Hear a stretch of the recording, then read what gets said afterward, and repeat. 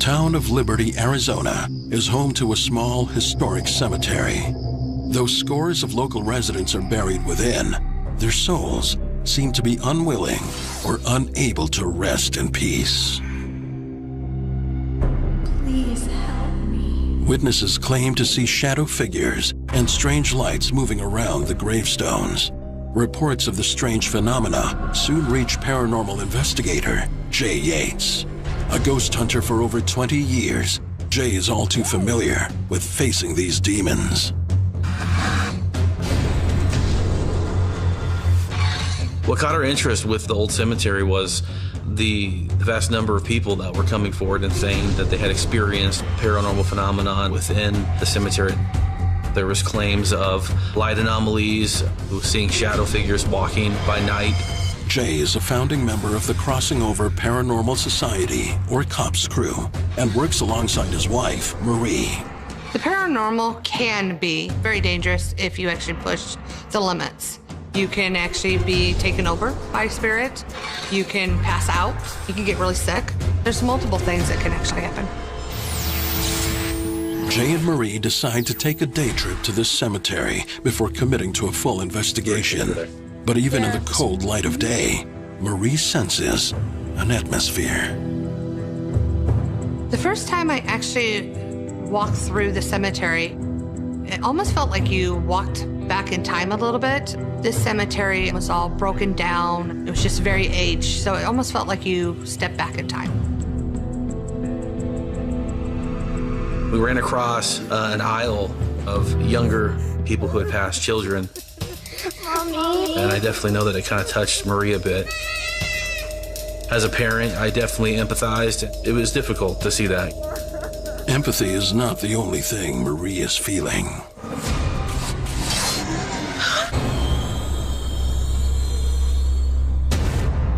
At a cemetery in Liberty, Arizona, investigators and parents Jay and Marie Yates are moved by the gravestones of young children. But for Marie, something else seems to be happening. I saw Marie kind of bat her arm away, and I didn't really think anything of it. And then she did it again. All of a sudden, I started feeling almost like little hands. It's like a child when they go behind you and just grab you. I remember looking at her face. Her face looked different. There was a look of concern within her eyes. Just something wasn't right. After I turned around, it just felt like an overcoming feeling of like sadness and loss. Almost like I lost a loved one right there at that moment. I even started crying because the feeling actually hit me so hard. And the way that she described it is that she felt there was a child that possibly reached out to her beyond the grave. Unsettled by this strange turn of events, Jay is keen to get Marie out of the cemetery and back to familiar surroundings. But their return home doesn't go as smoothly as planned. The first time I recall something happening is several days after leaving the cemetery. I was at home during the morning. I had worked the night shift before, and I had just dropped my kids off to school. And I had come inside, I had walked into the kitchen, I had set my keys down, and in my mind, I thought I saw my kid in the living room. It was like super fast. I really didn't think anything of it, but it wasn't until it dawned on me that I had just dropped my kid off at school that that's not what I was seeing. I was seeing something completely different. So I remember thinking, well, maybe I've been working too much. Maybe it's the night shift. I don't know. But as it turns out, this isn't an isolated event. I think like a couple days had passed. I had come home early in the morning hours. I sit down on the couch. I begin watching TV. Shortly thereafter, I fall asleep. Help me. Please. Help me. I'm woken up by what sounded to me like my youngest kid. And when I was looking towards the door, I saw a boy. It's not like it's normal skin tone. It's like I'm looking at a black and white photo of this kid. I've never seen anything like that. It looked like something I could physically go up to and touch. And when I looked into its eyes, it was just complete darkness. And I didn't look at it as if it were something evil. I didn't feel that it was something evil, but it was just like this thing was completely lost. And as I'm sitting there, just staring, this kid just vanishes. It just goes away.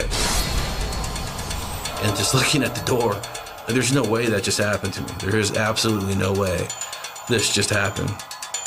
Help me. Confident that his mind is not playing tricks on him, Jay decides to share his experiences with his wife. I finally come to Marie and I'm like, look, this is gonna sound crazy, but these things are happening. I think we have a ghost in the house. What did you see? And she's like, I'm glad it's finally happening to you because it's been happening to me all week. When Jay told me about the little boy that he saw, it made me feel like I wasn't going nuts, and the feelings I did have in the cemetery were real. All I wanted to do was cry. It just had the sadness of a child that just wants somebody to love him, wanted to find his mom, and I couldn't imagine that.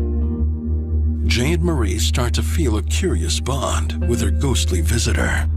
I think we need to help him. There was a dream where I saw his name, which was Andrew.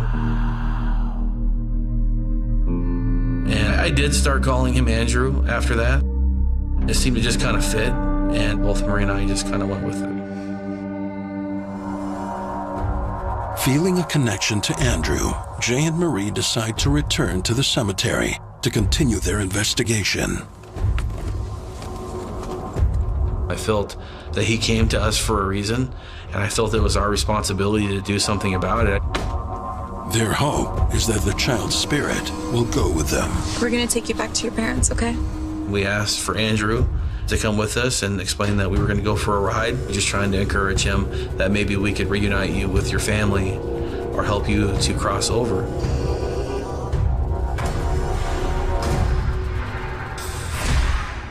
Despite their good intentions, things have changed for the worse at the cemetery. When we pulled up to the cemetery for the second time, there's definitely a different vibe. Nonetheless, Marie decides to conduct some of the investigation on her own. I like to investigate sometimes solo. I believe when you're by yourself, your abilities actually heighten. Help me.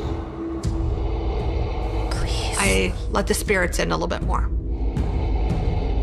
Marie doesn't have to wait long to experience some paranormal activity.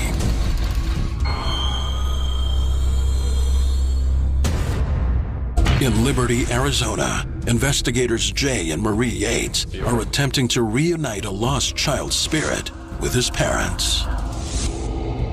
In the corner of my eye, I saw a dark shadow come from behind me. It was like a dark cloud coming towards me, in front of me, but shaped as a man. I don't even think I had a moment to feel anything. I just had the urge to go. I wanted to get out of there. I ran. Marie comes back after a short time being in the cemetery, looking relatively stunned and disheveled. I asked her what happened, and she describes that she had seen a man in the cemetery. I could see it. There was nobody in there, and I was trying to explain that to her. And she's like, no, look, I caught this picture. Just look. You can see a black shadow. It looks like a masculine figure. You can see a head and shoulders, the figure of a man standing within the skyline in the picture right in front of her. You took this back there? When she took the picture, this thing had to have been like directly in front of her. Marie feels a sudden compulsion to revisit the spot where she first encountered Andrew. I just felt the urge to actually go to the stone and sit there. Almost felt like, I don't know, drawn there. Jay, meanwhile, is keen to recapture further photographic proof. I began taking multiple photographs, and very quickly caught what appears to be a female. A white silhouette of a female crouched down on her knee in front of an unmarked grave. It's possible that the female that I saw in the photographs that we captured was that of this child's mother. Where she was crouched down at might be the place where he was buried. The mother figure is joined by a man, and standing before this small, unmarked grave, Jay has an urge to reach out. I felt another hand go around my hand, and I felt electricity just running through my hand, and it was almost like it was just pulsating around my hand. It was definitely a powerful moment. I do believe that particular handshake might have had something to do with this man that Marie ran into. Maybe it was the father. Maybe this woman that we were capturing, this light figure of a woman, might have been the mother. Jay and Marie know there's only one thing they can do. They must reunite Andrew with his parents.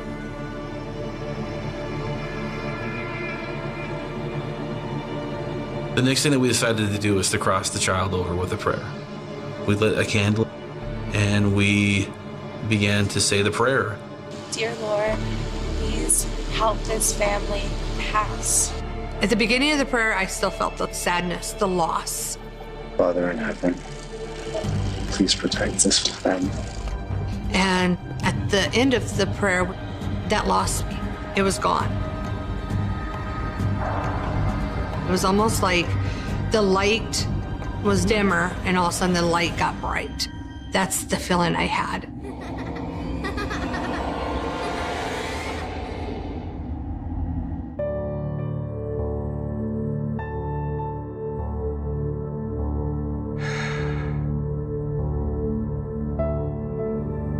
Their work complete, Jay and Marie leave the cemetery. At this time, what we came to do, we accomplished, and it was time for us to move on to the next. But as investigators, as Christians, and as parents, the case has left a mark. I will say the process of this investigation did change me as a Christian in my own beliefs. I always couldn't believe that children, as soon as they pass away, that children didn't roam around here.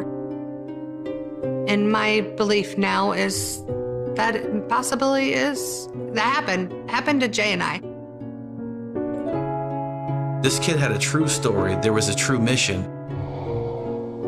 It wasn't that it was residual energies following you home or something kind of trying to scare you. This kid had a mission, and he used me to complete it. I was just a vessel.